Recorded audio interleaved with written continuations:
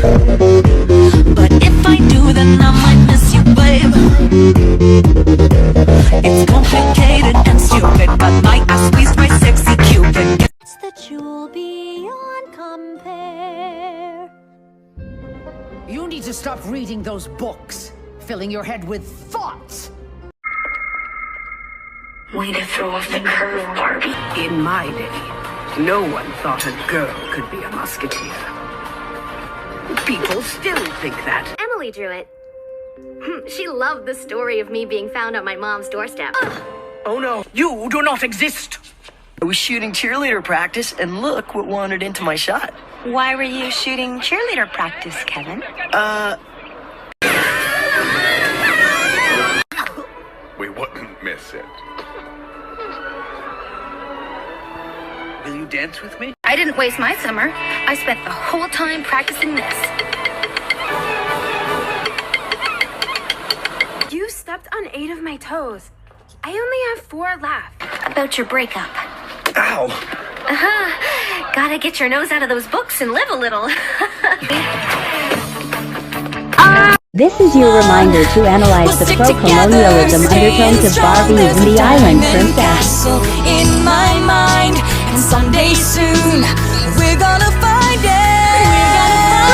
She wears her friend's feathers at the end. But if I do, then I might miss you, babe.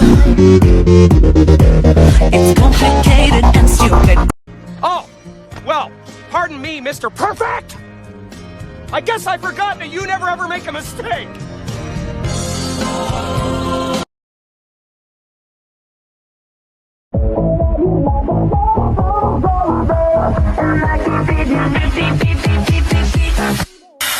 It's not that fucking hard! Swing, snap, rock! My burning questions for the Barbie Cinematic Universe, Part 2.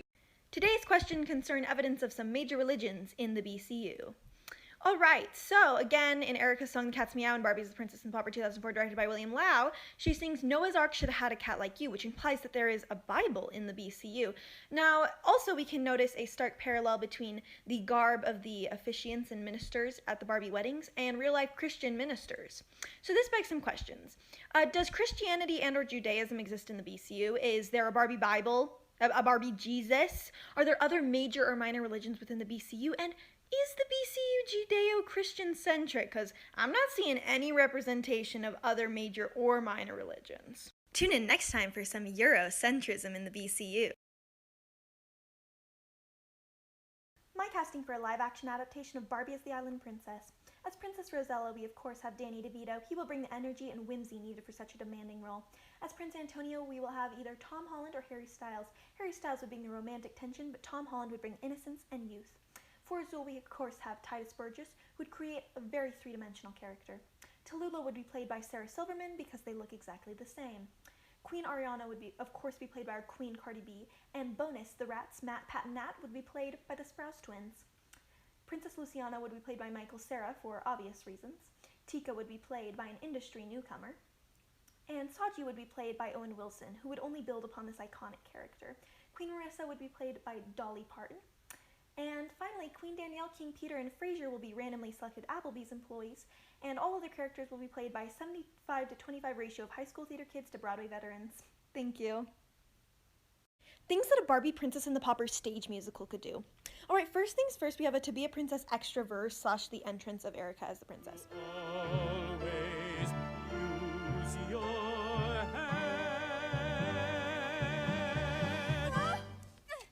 So I suggest instead of that ending, we add one extra verse. So Erica goes behind a closet to change into like this gorgeous dress. She enters. The palace staff ensemble is singing like this beautiful final verse, and it's like, to be a princess, bum bum bum bum bum. And there's like tons of big drums, and then they're getting to the final note, and they're like, do.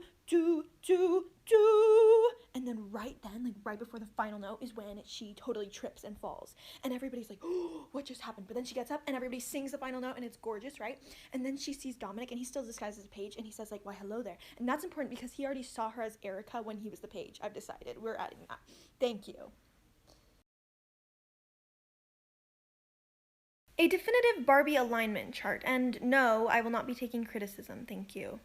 Alright, so first in true neutral we have King Randolph. Lawful good is of course the Fairy Queen from Swan Lake. Lawful neutral is actually Major Mint from Barbie Nutcracker. Lawful evil is obviously Tika from Island Princess. Neutral good is Julian, and neutral evil is Preminger. Chaotic good is Jeremy and Ian from Diamond Castle. Chaotic neutral is actually Nori from Barbie Mermaidia. And then finally, of course, chaotic evil is Bibble. My casting for a live-action adaptation of Barbie and the Nutcracker. First things first, Grandfather Drosselmeyer will be played by Morgan Freeman, and Aunt Elizabeth will either be played by Julie Andrews circa 1965 or Lizzo. It will be a little difficult to get a time machine, so we'll go with Lizzo. The Nutcracker or Prince Eric will be played by a former or current Hallmark actor. Doesn't matter which one, they all look the same, and I bet the acting would be pretty wooden. Get it? Because it's a... Okay, alright. The Mouse King, or the Rat King, as I like to call him, will be played by Donald Trump, and his bat sidekick Pim will be played by Caitlin Bennett. Captain Candy will be played by Kumail Nanjiani, and Bonus, the Peppermint Girl, and the Gingerbread Boy will be played by the Sprouse Twins, of course. Major Mint will be played by Gordon Ramsay, and then Tommy will be played by James Corden, and Clara will be played by Jack Black. I think they'll be a great comedic duo.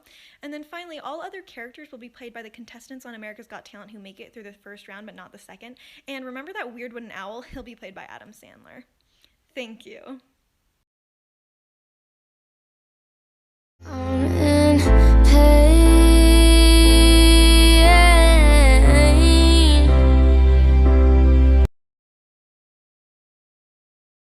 She could stop coronavirus. She could do it. I believe she can. She has the power.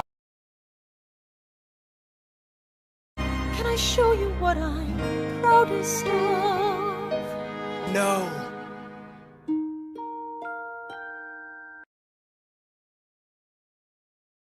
What's your favorite Barbie movie says about you now? If your favorite growing up was Diamond Castle, you're probably really into the cottagecore aesthetic. One of your favorite songs is Strawberry Blonde, and you listen to Girl in Red. Also, you're gay now.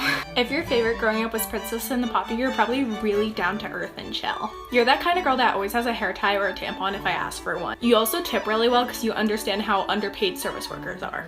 If your favorite growing up was Island Princess, you're the kind of person that takes no people's bullshit. Also, the first person that you greet when you get home from work or school is your pets, and you're like really overprotective of them. Also, you're a vegan, but like the kind of vegan that drinks kombucha and wears Birkenstocks. If your favorite was 12 Dancing Princesses, you're a bad bitch and you don't need no man. You're the kind of person that creates dedicated Instagram posts to your friends on their birthday. Also, you definitely made your mom sign you up for a ballet class after watching this movie. If your favorite was Fairytopia, you were put into the gifted program as a kid, but now you're just depressed and suck at math.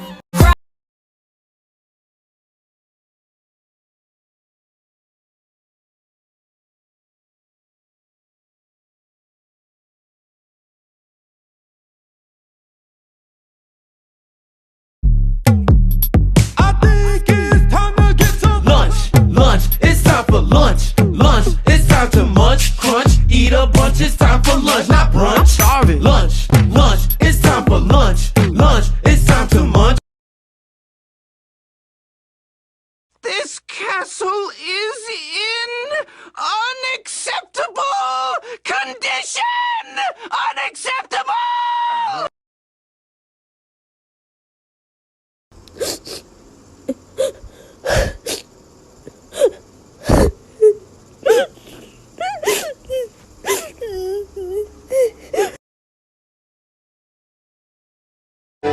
Country road,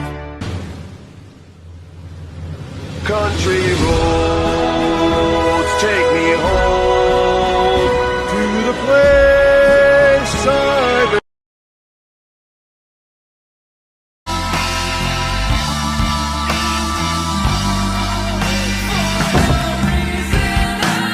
I am actually president of the company.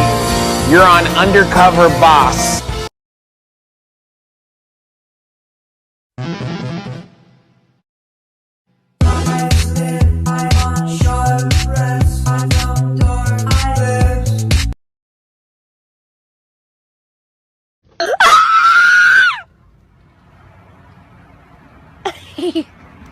What the fuck?